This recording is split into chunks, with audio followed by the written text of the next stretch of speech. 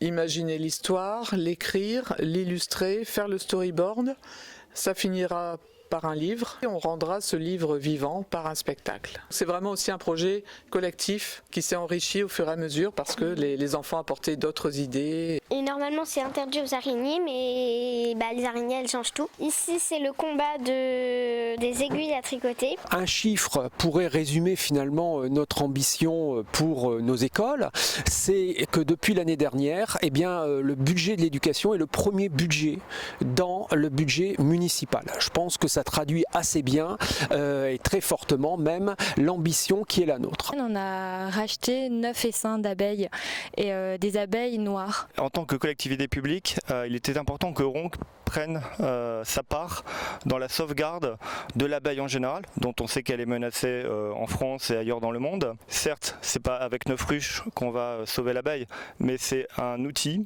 un symbole, un exemple qui a valeur pédagogique. On a bien su mélanger l'ancien et le nouveau, donc mais c'est très bien fait, très agréable endroit pour travailler. Je trouve ça très clair, très propice au travail.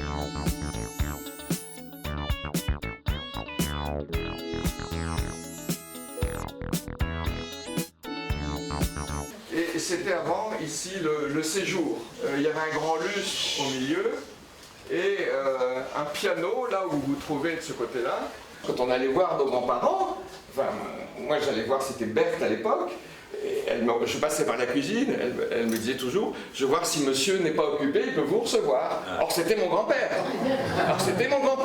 Vous ne faites pas que des champions, vous faites aussi pour le loisir, et ça c'est très important. Vous participez au RAID, le RAID passe toujours par ici, il y a toujours ici des activités avec le RAID. Vous participez à la Miss. Le recrutement que vous avez, ça crée un club de qualité. De bonne qualité. Il y avait des descentes et il y avait des montées.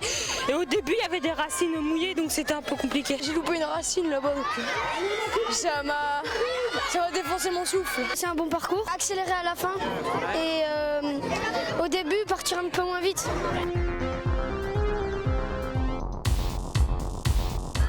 Je construis et déconstruis en fait tout le temps, sans savoir ce que ça va devenir. Donc ça peut démarrer avec une forme et devenir complètement autre chose, rajouter de la matière, du béton.